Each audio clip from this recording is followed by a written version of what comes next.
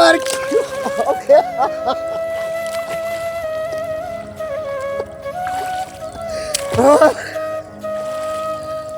ভাইজান একটু কথা বলি আপনার সাথে, যদি আপনার পরিস্থিতি ভালো না, কত কত বিঘা ছিল এবার আপনার? আমি আমি মোট প্রায় 3.5 জমি করছিলাম, আচ্ছা, তাও অনেক ধান দূর কত টাকা ধান পাইতেন এবার?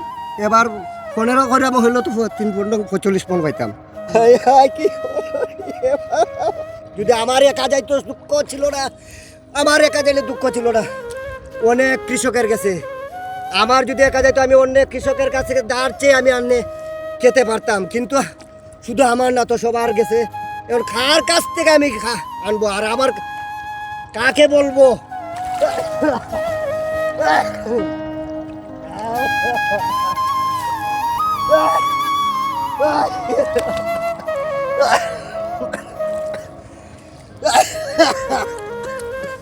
আমার শরীরে জ্বর নিয়ে আমি আসছি শুধু এক মুঠো খাওয়ার ধান তোলার জন্য। সেই আশ্বাস নিয়ে আসছি, কিন্তু সেই ধান খেতে পারবো কিনা তাও সন্দেহ আছে, গড়ে তুলতে পারবো কিনা তাও সন্দেহ আছে।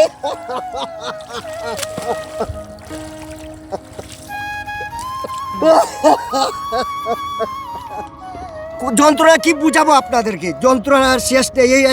এটা বুক চিরে যদি আপনাদের দেখাতে পারতাম তাহলে আপনারা বুঝতে পারতেন যে আমাদের যন্ত্রণা কি, কৃষকের যন্ত্রণা কি।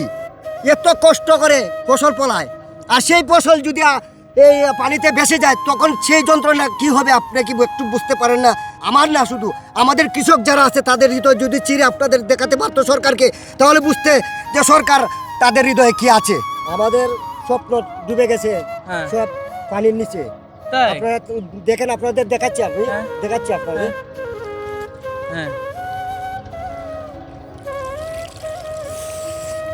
দেখেন আমাদের স্বপ্ন, আমাদের কষ্টের ফসল সব ডুবে গেছে।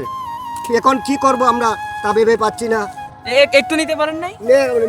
কের দেওয়ার কে নিয়েছি, তাও এই রোদের কারণে শুকাইতে পারে নাই। গেরা এত লম্বা গেরা আসছে। আমাদের কষ্ট, মহিলাদের কষ্ট, ছেলেদের কষ্ট, সবার কষ্ট, গরু বাছুর তাদেরও কষ্ট হবে, শুধু আমাদের না। এই যে ডুবে গেছে এই খের, ধান আমরা পাইলাম নে, এখন গরু ছাগল পালার তো আমাদের মুশকিল হয়ে দাঁড়াবে। এত কষ্ট করে ফসল ফলানোর, কত কিছু করলাম, এই এত কষ্ট করে এই যে ফসল ফলালাম, কিন্তু এই ফসল পানির জলে ভেসে গেল। সেই কষ্ট কি আর ধরে রাখা যায়? কাকে বলবো?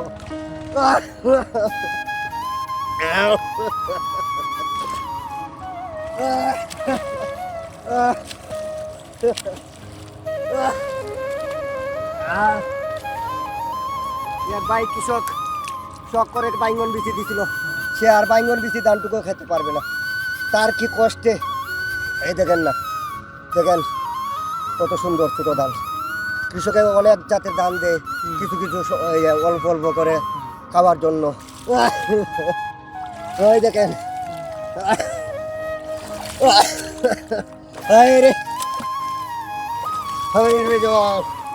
কৃষককে নিঃস্ব করে দিয়ে গেল।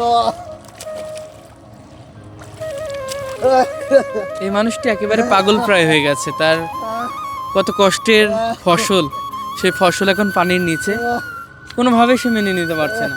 দু চোখ দিয়ে কিন্তু অবিরাম পানি পড়ছে, এবং তার আর্তনাদ প্রতিটা মানুষের হৃদয়কে নাড়া দিবে। এভাবেই কিন্তু মাথায় হাত দিচ্ছে, এবং তার যে ফসল, সে ফসল কিন্তু আমাদেরকে দেখাচ্ছে।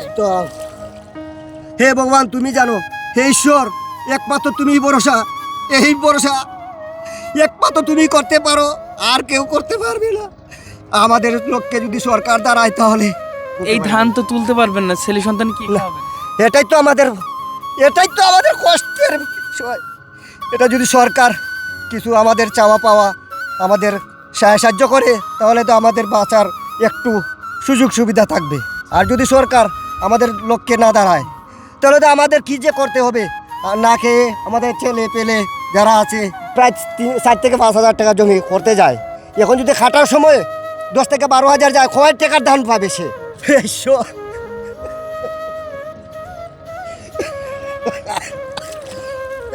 দেখেন, আপনারা দেখেন কি হচ্ছে, দেখেন এই যে দেখেন না, কত ধান নষ্ট হয়ে যাচ্ছে।